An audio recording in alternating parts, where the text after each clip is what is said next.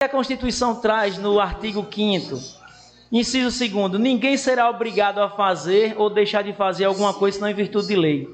Não existe no Brasil, eu desafio qualquer jurista, nenhuma lei que proíba a criação desses animais. E aí eu lembro do Aires de Brito, grande jurista sergipano. O que não está na lei é permitido.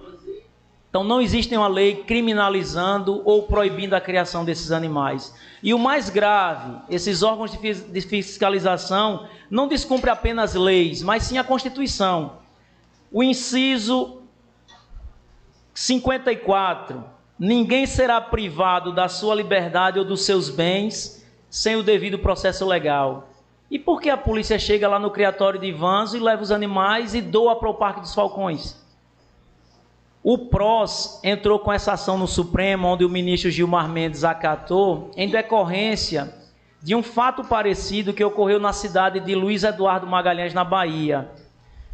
Um delegado na companhia do promotor foi até um espaço de seleção e apreendeu todos os animais. Só que chegou na delegacia e o promotor foi embora. O delegado não tinha onde colocar esses animais, enviou um ofício para o juiz da cidade e o juiz mandou sacrificar. Aí eu lhe pergunto, qual era a materialidade do crime? Não eram os animais? Por que sacrificar antes do trânsito em julgado? Então o PROS ingressou com a ação e o Supremo reconheceu que o juiz cometeu um equívoco.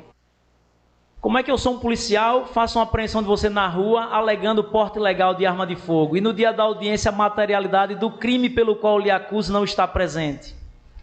Então o papel da associação, senhores, é esse, é vir a essa casa e pedir a vocês que nos dê essa graça de assegurar o direito de criar esses animais, porque se depender de alguns órgãos, principalmente ambientalistas radicais, de cunho vegano, o galo deixa de existir, a vaquejada deixa de existir, a cavalgada deixa de existir, porque não é o cavalo que pede para ser montado, é a sua vontade que predomina. Então a gente tem que entender que a realidade do Brasil ela deve ser vista pelo viés plural. Cada comunidade tem uma cultura, tem um traço próprio e a gente tem que preservar. Então o trabalho da gente é esse, é tentar desmistificar, levar informação e demonstrar que não existe crime algum em criar esse animal. Beleza, bem explicado. Então, qualquer dúvida, voltarei a falar mais uma vez, senhor presidente. Por enquanto, minha fala é só isso.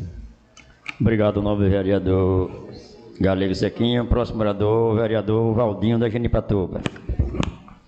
Bom dia, senhor presidente. Bom dia, senhor Luiz Alberto, vereadores, pessoal do plenário. Sem falar, senhor Luiz, que a preocupação desse pessoal aí era grande. A quantia de gente que ligou pedindo que a gente votasse no projeto. Felizmente, o que eu vejo por onde eu ando, ele é mundial hoje. Inclusive, eu estive ontem em Arapiraca falando com um dos maiores criadores lá da região. E ele não está presente hoje porque tinha um compromisso marcado e não pôde. E aqui está uma prova do pessoal que me pediram para votar. Aí Galego de Orlando, Jean, meu compadre Tonho, é um dos criadores ali presente, me pediu, acho que no máximo umas 50 vezes.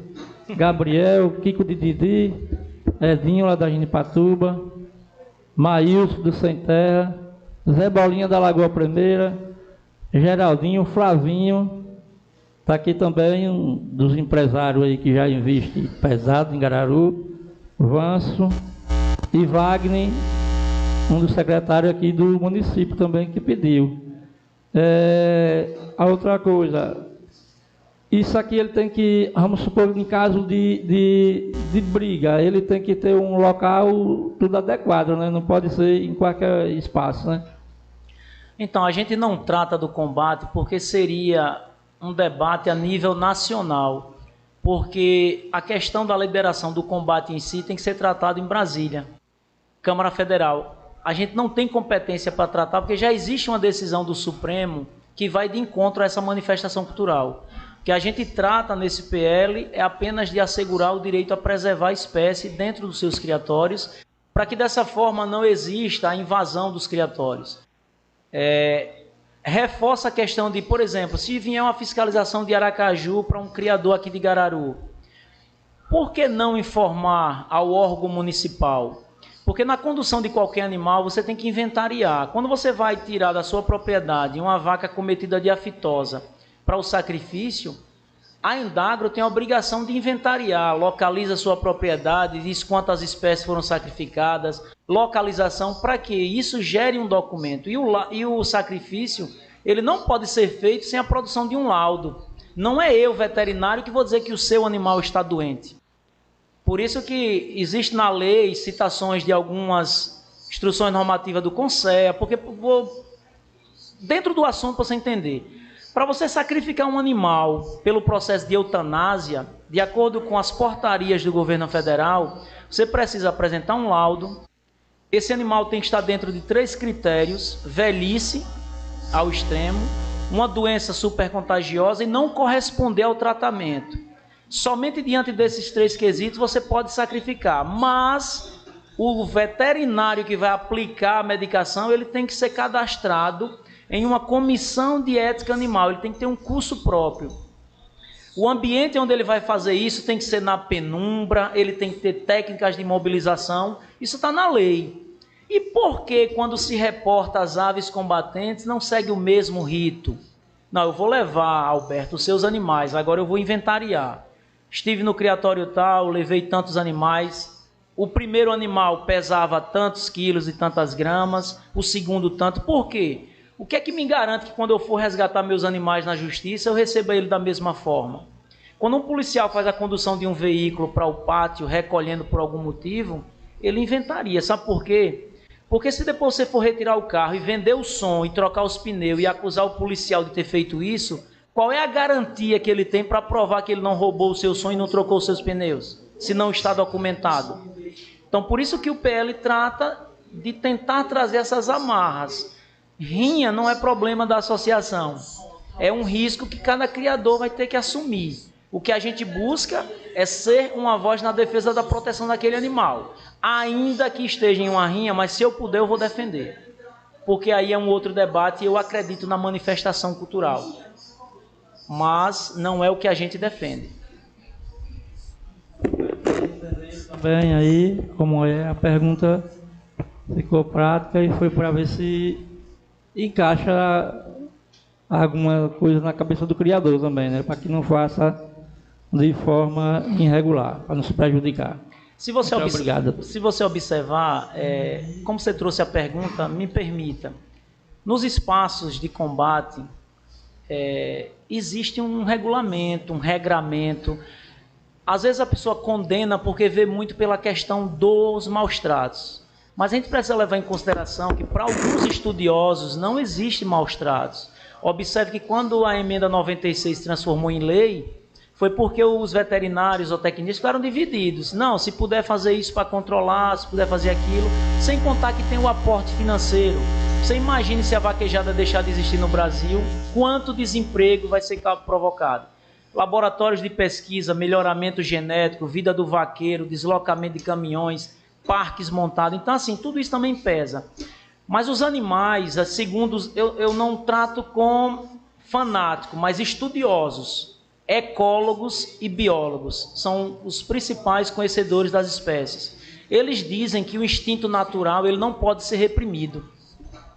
O instinto natural ele tem que acontecer porque é natural, é inato da ave.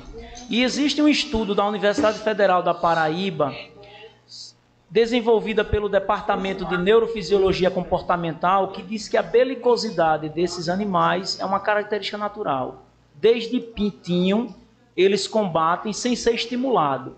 Agora está em andamento em Colômbia, nos Estados Unidos, em Nova York, nos Estados Unidos, uma pesquisa com amostra de sangue de animais de todos os países onde ele existe, para comprovar que essa característica é natural em todas as aves, em todos os países. E em paralelo está sendo feita uma outra pesquisa que demonstra a importância desse animal.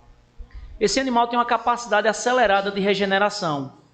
Já imaginou se isso se converte em benefício para a cura dos diabéticos? Então observe, não é porque eu não gosto da ave que eu vou propiciar um momento para que ele no futuro venha à extinção. Às vezes você perde um animal que pode contribuir de forma importante e direta para o bem-estar do ser humano. Diabetes talvez seja o segundo ou terceiro caso de mais morte no nosso país. Então, veja o quanto essa ave é importante. Então, a agressividade tem sua característica. Eu sempre trago um exemplo. Por desconhecer, às vezes a gente condena. Por exemplo, se vocês olharem, fizerem uma pesquisa, vocês vão ver a paca, o macho, no pênis, ele tem vários espinhos. E é na posição contrária. Não é na posição de penetração, é quando ele retira. Observe que a fêmea foge do coito o tempo inteiro, que ela sabe que vai machucar. Então ela foge, ele tenta, ele agride. Quando ela está exausta ao extremo, ele consegue perpetuar a espécie. Ele vai lá e consegue deixar 2, 3 filhinhos, mas ele dilacera a vulva da fêmea. Aí eu agora, romantizado, vou dizer, não, vamos impedir que esses animais tenham coito. É um processo natural, eu não sei explicar, mas aquilo deve ter uma finalidade. O rato australiano, ele tem os testículos do tamanho de 1/3 do corpo. E em um dia ele cobre 50 fêmeas e morre. Ele morre tendo relações, mas ele perpetua a espécie. Aí eu vou dizer, vamos acabar com esse animal. Então assim, a gente desconhece e o desconhecimento não nos permite acabar com a espécie. Então a preocupação da associação é assegurar a manutenção de uma espécie que é importante. É presente na poesia, na música, na literatura, na mística cristã. Então esse galo está envolvido em tudo, em todas as relações humanas. Então a nossa luta é essa, é proteger. Se tiver mais alguma pergunta? Obrigado, nobre vereador Valdinho de Junipatuba. Próxima oradora, vereadora Leninha Dória. Bom dia a todos.